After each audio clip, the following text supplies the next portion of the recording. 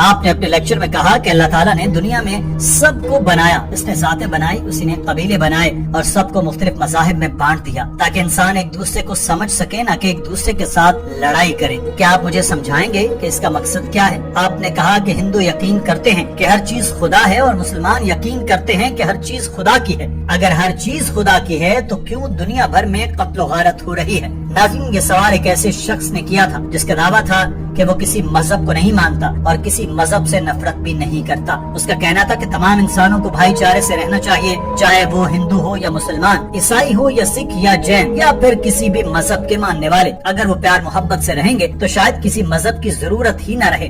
آپ کو اس شخص کا سوال سناتے ہیں، پھر ڈاکٹر ذاکر نائک کی زبانی اس کا جواب بھی انگریزی سے آسان ہندی اور اردو میں ترجمے کے ساتھ بتاتے ہیں۔ Hindus believe that everything is God, while Muslims believe that everything is God's.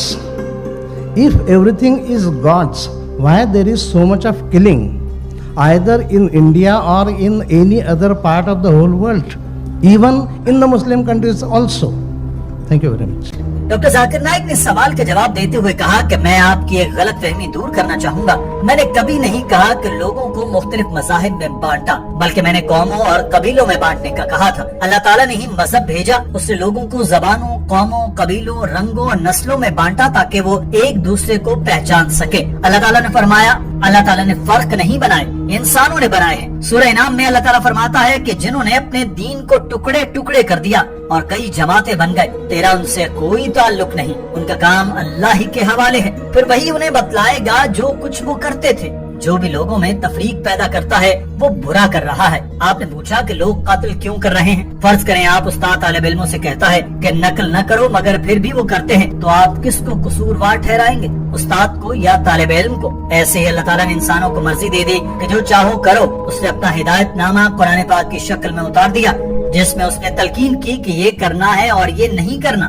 اب اس کے بعد بھی لوگ وہ کام کرتے ہیں جس سے منع کیا گیا ہے تو وہ خود پر ظلم کر رہے ہیں۔ سورہ مائدہ میں اللہ تعالیٰ نے فرمایا کہ اسی سبب سے ہم نے بنی اسرائیل پر لکھا کہ جس نے کسی انسان کو خون کے بدلے کے بغیر یا زمین میں فساد روکنے کے علاوہ قتل کیا تو گویا اس نے تمام انسانوں کو قتل کر دیا، اور جس نے کسی کو زندگی بخشی اس نے گویا تمام انسانوں کی زندگی بخشی۔ اور ہمارے رسول ان کے پاس کھلے حکم لا چکے ہیں، پھر بھی ان میں بہت سے لوگ اس کے بعد بھی زمین میں زیادتیاں کرنے والے ہیں۔ تو اللہ تعالیٰ لوگوں کی قتل و غارت کو پسند نہیں فرماتا، مگر انسان اس چیز کو نہ مانے تو انسان ہی قصوروار ہے، یا مذہب یا خدا نہیں۔ اگر انسان قرآن پاک میں واضح ہدایات کے باوجود غلطیوں پر غلطیاں کیے جاتے ہیں تو اس کا مطلب یہ نہیں کہ مذہب غلط ہے، بلکہ اس کا مطلب ہے کہ انسان غلط ہے۔ آپ مذہب کو غلط نہیں کہہ سکتے، آپ انسان کو غلط کہہ سکتے ہیں۔ بالکل ایسے ہی جیسے آپ نے اگر کسی مذہب سے متعلق جاننا ہے تو آپ کسی انسان کو یا اس مذہب کو ماننے والے کو نہیں دیکھیں گے، بلکہ آپ کو اس مذہب کی کتابوں کو اور اس مذہب کے احکامات کو پڑھنا ہے۔ اسی سے پتہ چلے گا کہ وہ مذہب کیسا ہے۔ ہو سکتا ہے اس مذہب کے ماننے والے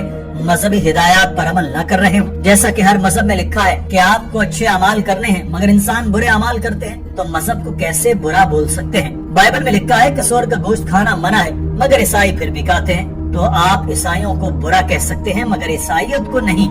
بائبل میں لکھا ہے کہ شراب نہیں پینی مگر عیسائی پیتے ہیں، تو آپ عیسائیت کو برا نہیں کہہ سکتے۔ بائبل میں لکھا ہے کہ ختنہ کرانا چاہیے مگر عیسائی نہیں کراتے، تو آپ عیسائیت کو برا نہیں بول سکتے۔ اس کے لیے ہمیں سب سے پہلے تو مذہب کے کانسیپٹ کو سمجھنا ضروری ہونا چاہیے، پھر ہم کسی بھی مذہب سے متعلق کوئی بحث کرنے کے قابل ہو سکتے ہیں۔ Allah says, and I mentioned my talk in Surah Ma'idah chapter 5 verse 32, if anyone kills a human being, whether it be a Muslim or non-Muslim, whether it be Hindu, Jew, Christian, Sikh, anyone, unless it be for murder or for spreading mischief in the land, it is as though he has killed the whole of human race.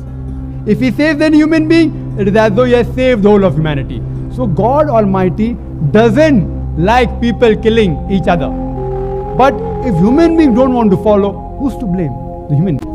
Doctor Zakir Naik نے اس شخص سے مخاطب ہو کر کہا کہ اللہ تعالیٰ نے ہمیں ہدایت کی ہے کہ اللہ تعالیٰ نے زندگی اور موت پیدا کی تاکہ دیکھے کون اچھے اعمال کرتا ہے۔ قرآن میں یہ بھی لکھا ہے کہ اگر اللہ چاہتا تو سب کو مسلمان بنا دیتا، مگر پھر امتحان کہاں ہوتا؟ جیسے ٹیچر اگر چاہے تو بغیر امتحان کے سب کو پاس کر سکتا ہے، مگر پھر پڑھے گا کون؟ اگر کوئی طالب علم پیپر میں کوئی سوال غلط لکھاتا ہے اور ٹیچر اس کو پاس کر دیتا ہے تو ساری رات پڑھنے والے طلبہ احتجاج کریں گے، ہمارا کیا قصور ہے کہ اس کو بھی پاس کر دیا گیا؟ اور ہمیں بھی. اگر کوئی بغیر پڑھے ہی ڈاکٹر بن جائے تو وہ مریضوں کا علاج نہیں کرے گا بلکہ ان کو مار دے گا. تو اللہ تعالیٰ نے ہدایت دی ہے پھر بھی لوگ عمل نہ کریں تو اس میں قصور انسانوں کا ہے, خدا کا نہیں. مسلمان کا نام رکھ لینا آپ کو جنت میں نہیں لے جائے گا بلکہ نیک اعمال لے کر جائیں گے. ذاکر, عبداللہ, شاکر, امانت نام ہونے سے مسلمان ہونے کی لیبل ملتا ہے مگر نیک اعمال کرنے پڑتے ہیں تاکہ جنت مل سکے. تو جو لوگ قتل کر رہے ہیں وہ اسلام پر عمل نہیں کر رہے. اگر وہ قرآن پر عمل کر رہے ہوتے تو دنیا میں قتل و غارت گری نہ ہوتی بلکہ سب پیار محبت سے رہ رہے ہوتے, کیونکہ قرآن پاک میں تمام مسائل کا حل ہے.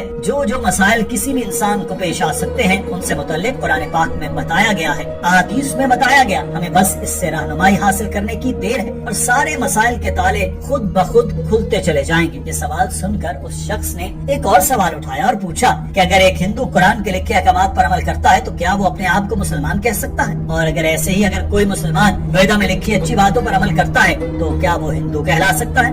So Zakir bhai, if a Hindu follows the principles of Quran, which are very similar to the principles given in the various Hindu religious books, can a Hindu call himself as a Muslim? Or on the other hand, can a Muslim call himself as a Hindu? Because the very topic of your lecture is universal brotherhood.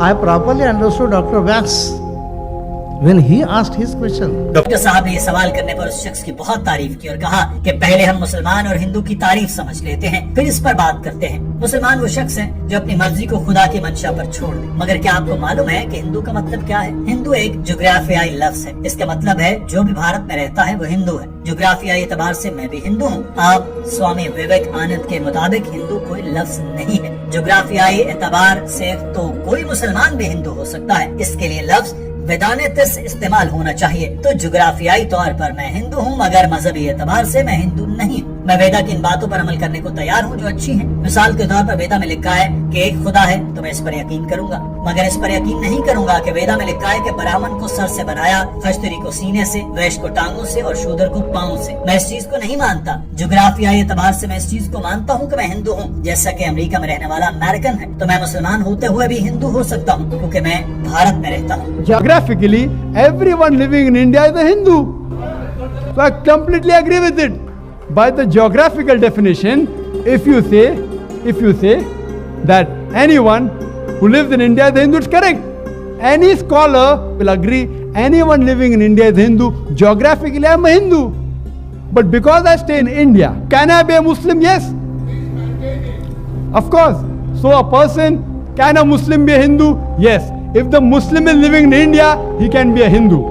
Doctor Zakir Naik نے بتایا کہ ویدانت scholars کے مطابق Hinduism ایک مذہب نہیں ہے, ایک علاقہ ہے. مگر آپ کہیں کہ مذہبی اعتبار سے بتوں کی پوجا کرنے والا ہندو تو میں وہ ہندو نہیں. ایسے ہی ایک ہندو مسلمان بھی ہو سکتا ہے کیونکہ جغرافیہ اعتبار سے ہندو بھارت کا رہنے والا ہے تو وہ مسلمان بھی ہو سکتا ہے, عیسائی بھی, ویدانتس بھی اور جین بھی. مگر وہ بھارت کا رہنے والا جو بتوں کی پوجا کرتا ہے وہ مسلمان نہیں ہو سکتا کیونکہ قرآن پاک فرماتا ہے کہ اللہ تعالیٰ شرک کا گناہ کبھی نہیں بخشے گا. باقی سارے گناہ چاہے تو معاف کر سکتا ہے مگر شرک ایسا گناہ ہے جس کو اللہ تعالیٰ نہیں معاف کرے گا. تو اگر کوئی بھی شخص شرک کرتا ہے اور اسلام کے خلاف کام کرتا ہے تو کبھی بھی مسلمان نہیں کہلا سکتا. ڈاکٹر صاحب نے اس شخص سے کہا کہ بھائی آپ کے جذبات کی قدر کرتا ہوں اور آپ نے سوالات بھی بڑے اچھے اٹھائے. میری خواہش ہے کہ آپ بھی مذہب کی تعلیمات حاصل کریں. میں نہیں کہتا کہ آپ صرف اسلام سے متعلق ہی پڑھیں بلکہ جس بھی مذہب کو چاہیں اس کی کتاب پڑھ سکتے ہیں, اس سے متعلق علم حاصل کر سکتے ہیں مگر ساتھ میں اسلام سے متعلق بھی ضرور سیکھیے گا. قرآن پاک کو بھی ضرور پڑھیے گا. اس کے لیے آپ کو مسلمان ہونا ضروری نہیں, بس قرآن کا ترجمہ لیجئے جس کو آپ سمجھ سکیں